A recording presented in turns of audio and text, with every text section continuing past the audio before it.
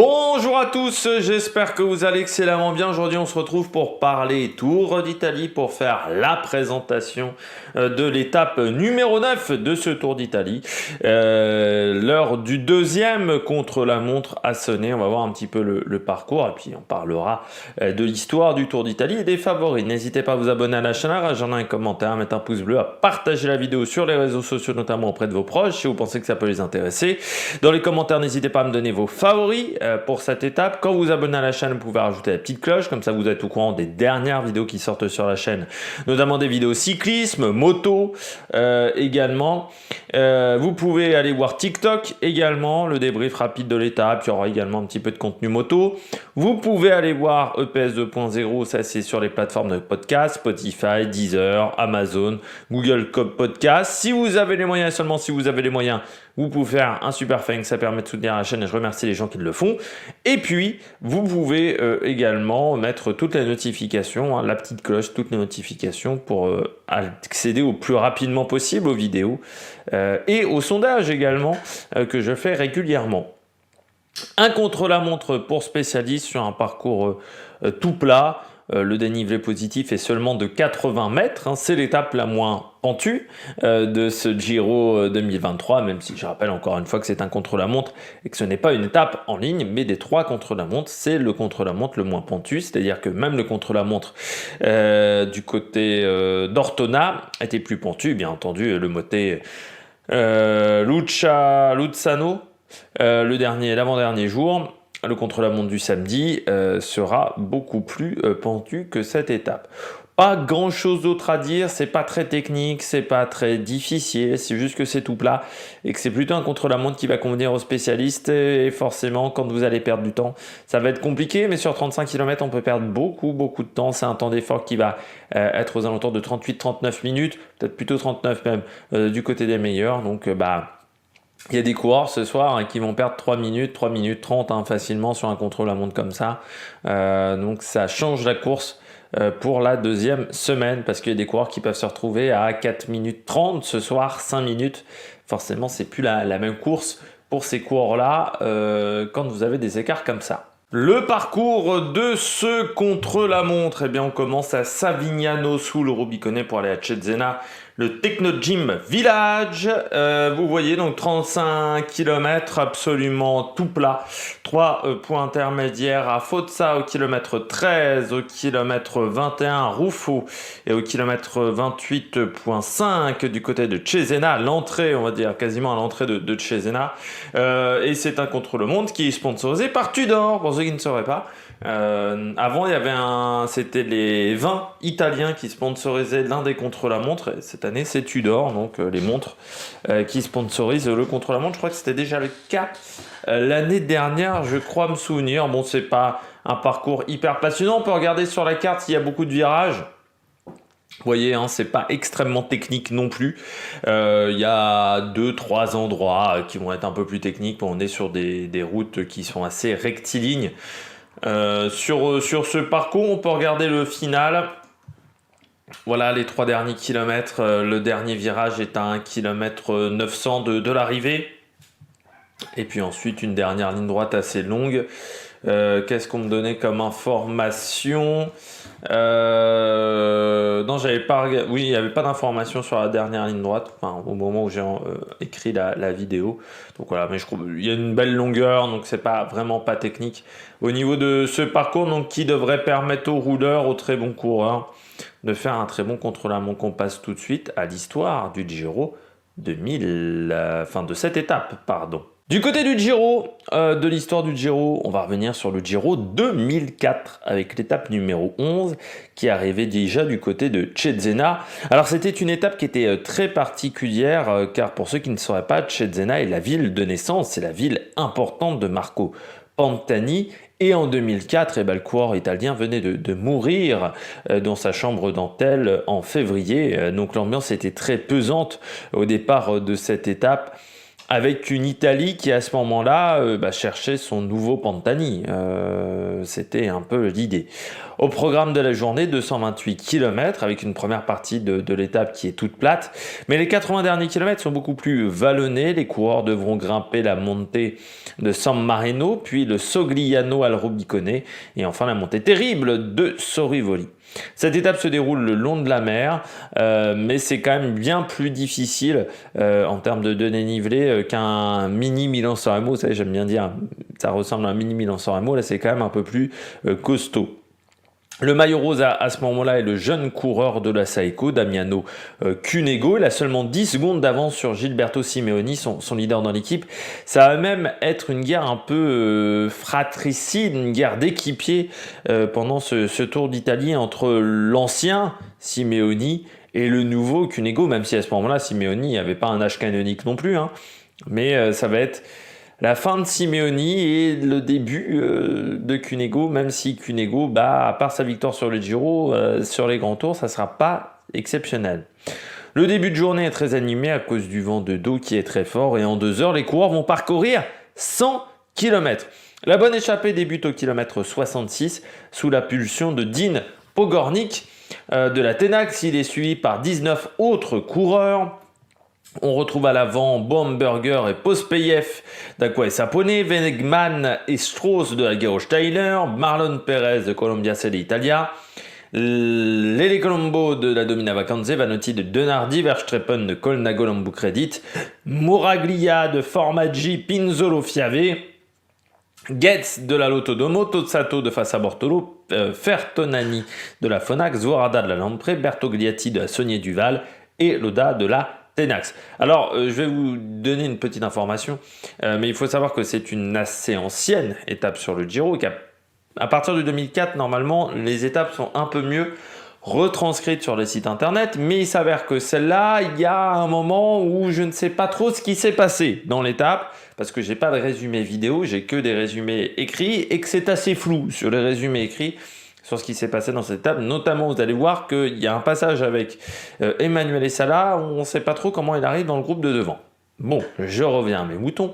Au sprint intermédiaire, après 133 km de course, c'est Marcel Strauss qui s'impose pour la Gerolsteiner. Derrière, la Saeco emmène le peloton avec 3 minutes de retard. Les coureurs ont 20 minutes d'avance par rapport à l'horaire le plus rapide indiqué par les organisateurs. Alors ça, c'était quelque chose d'assez régulier.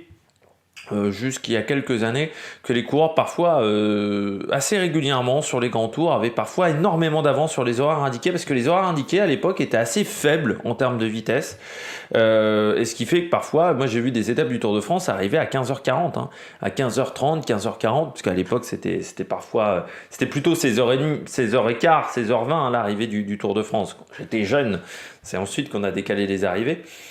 Et parfois, ça arrivait extrêmement tôt. Et comme les directs, c'était à peu près les 2 dernières heures de cours, des fois, les télévisions se faisaient avoir. À 66 km de l'arrivée, lors du premier classement de la montagne, le maillot vert, alors qu'était le maillot vert, c'était le maillot bleu de l'époque, c'était le leader du classement de la montagne. On a changé les couleurs, parfois des maillots sur le Giro, plus que sur le Tour de France. Et donc, le maillot vert, à ce moment-là, c'est Fabian Wegmann qui accélère et prend les points.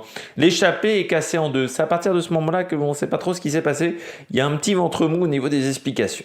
Alors, le groupe de poursuivants est à 1 minute 30 et le peloton, emmené toujours par la Saeco, est accompagné d'Alessio Bianchi, est à 2 minutes 50. Dans le peloton, nous avons quelques attaques et à 55 km de l'arrivée, nous avons 9 poursuivants et de nouveau un gros groupe à l'avant. À l'avant, on retrouve Hamburger et Pospeyev d'Aqua et Sapone, Wegmann et Strauss de la Gerolsteiner, Marlon Perez de la Columbia Celle Italia, Colombo de la Domina Vacanze, Vanotti de Denardi, Verstreppen de la Colnago Lambu Credit, Moraglia de la Formaggi Pinzolo Fiave, Getz, Tozzato de la Fassa Bortolo, Fertonani de la Fonax, Zvorada de la Lampre, Bertogliati de Saunier Duval, Loda,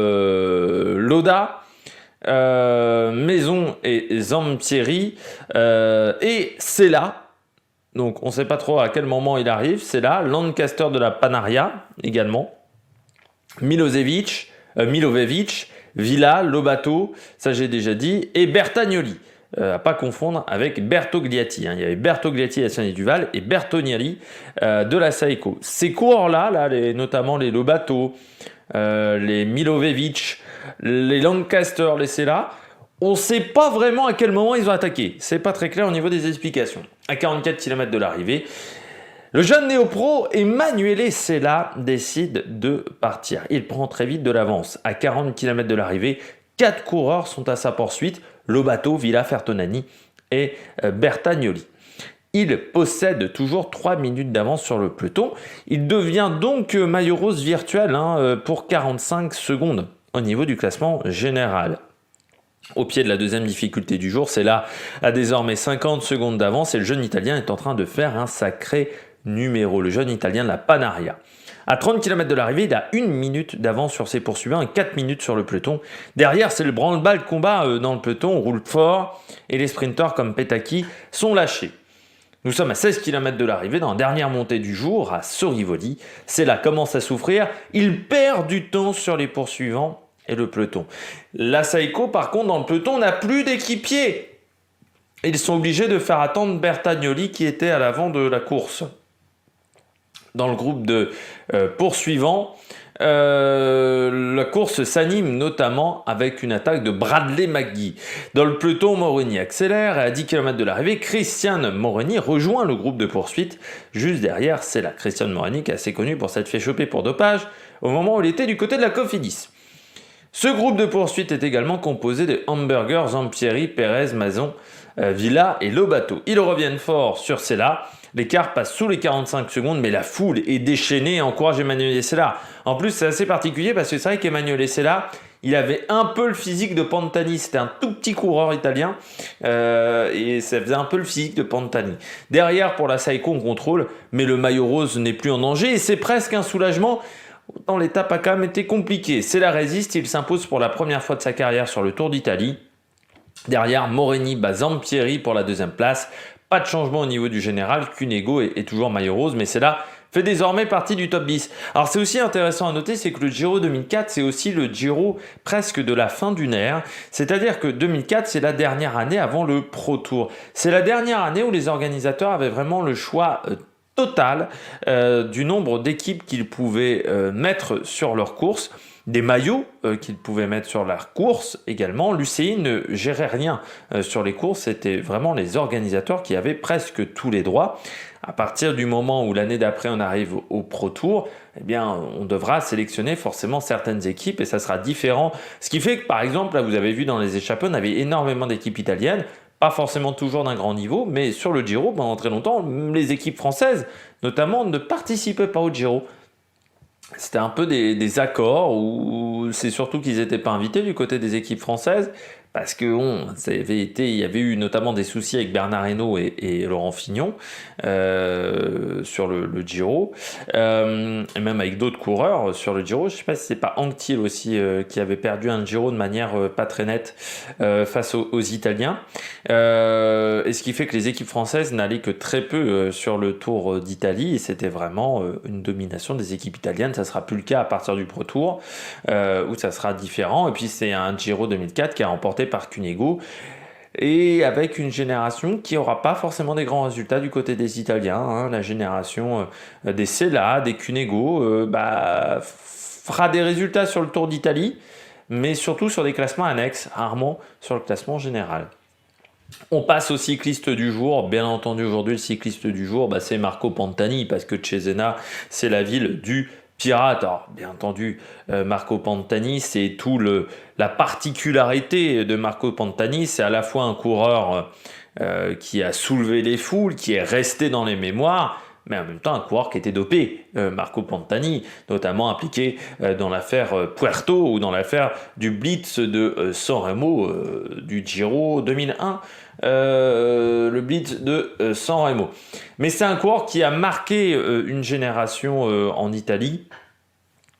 Parce que c'était un coureur presque à l'ancienne, c'est-à-dire il n'était pas bon sur le contre-la-montre, Pantani, à part en 98, et on se demande comment il avait réussi à être bon sur le contre-la-montre, notamment le dernier contre-la-montre du Tour de France. C'est un coureur voilà, qui était un pur grimpeur, tout petit gabarit, et puis avec un look atypique. C'était un coureur attachant. Et c'est vrai que les Italiens avaient été très attristés par sa mort en 2004, qui est une mort encore, on ne sait pas trop ce qui s'est passé, parce que c'est vrai que Marco Pantani, il avait des relations particulières avec la mafia, notamment quand il est interdit de départ lors de l'avant-dernière étape du Tour d'Italie, à la suite d'un contrôle antidopage supérieur, enfin sanguin, où le taux d'hématocrite était trop élevé. Et ce qui est vraiment le début de la fin de sa carrière, presque, parce qu'ensuite, ça sera plus des coups d'éclat que vraiment des réussites sur les grands tours. Mais on sait très bien que la mafia italienne, à partir des années 90, s'intéresse énormément aux paris sportifs. Et certains, il y a eu des grosses rumeurs qui disaient que le Giro 99, par exemple, Pantani, le contrôle sur Pantani, il n'était pas anodin. Il avait été commandé par la mafia italienne qui voulait que ce soit un autre coureur qui gagne le Giro 99 parce que ça serait plus intéressant au niveau des paris sportifs. Et bon, on sait très bien que sur la fin, il prenait énormément de drogue aussi sur la fin Pantani, énormément de drogue pour le dopage, de PO, hein, mais aussi des drogues un peu moins réservées au dopage, genre la cocaïne. Et on ne sait jamais vraiment ce qui s'est passé dans sa chambre d'hôtel ce soir-là. Est-ce que c'est un coup de la mafia? Est-ce que c'est un coup d'un dealer? Est-ce que c'est une surmédication de manière fortuite? Bon voilà, il y a eu une réouverture de dossier qui a été refermée en 2017, qui a conclu à une mort due à l'association d'une dose trop forte d'antidépresseurs et de cocaïne et non à un homicide. Mais on sait que sa mère ne croit pas à cette histoire, que sa famille ne croit pas à cette histoire. Donc voilà, c'est toujours particulier de parler de Pantani parce que voilà, c'est un coureur qui à la fois est le dernier techniquement à avoir remporté le Giro et le Tour la même année, mais c'est quand même en 98. Qui voilà, a eu des résultats dans sa carrière, mais on sait que c'était dû au dopage. Il n'a pas eu cette possibilité qu'a eu notamment Richard Virenque ou d'autres coureurs d'avoir ce côté, ou David Millar, du côté je me suis fait prendre pour dopage et je reviens en étant propre. Et ça, c'est peut-être été le souci de Marco Pantani et au niveau de sa carrière. Mais c'est toujours compliqué, voilà. Mais en Italie, il faut savoir que Marco Pantani est toujours un coureur important. Donc, on va récapituler un petit peu son palmarès. Donc, vainqueur du Tour et du Giro 98, troisième du Tour 97. Et 94, deuxième du Giro 94 également. Et puis 8 victoires d'étape sur le Giro et 8 victoires d'étape également sur le Tour de France. Du côté de la météo, de ce contre-la-montre, temps qui va devenir de plus en plus ensoleillé avec des averses de moins en moins importantes. Il faut mieux partir tard. Ceux qui vont partir à 13h vont pas être très avantagés, alors que ceux qui vont partir vers 16h, 16h30, eh bien, le temps devrait être beaucoup plus sec. Alors, est-ce que la route aura le temps de sécher d'ici là? Je ne sais pas, mais bon, on n'est quand même pas sur un parcours très technique, donc ça devrait le faire. Après, il faudra faire attention au niveau du vent, qui sera entre 15 et 40 km/h, du vent de nord-ouest, qui sera plutôt défavorable sur le parcours. Mais il devrait être également plus faible en fin de contre-la-montre. C'est vraiment vers 14h, 15h qu'il risque de souffler fort. Et vers 16h, il semblerait qu'il soit un peu plus faible. Donc ça peut peut-être aider encore une fois les derniers coureurs du général pour faire un bon chrono. Du côté de la stratégie, il faut partir fort et finir encore plus fort. Voilà, c'est un contre-la-montre assez basique. On est sur un temps d'effort qui va être aux alentours de 40 minutes, en dessous de 40 minutes.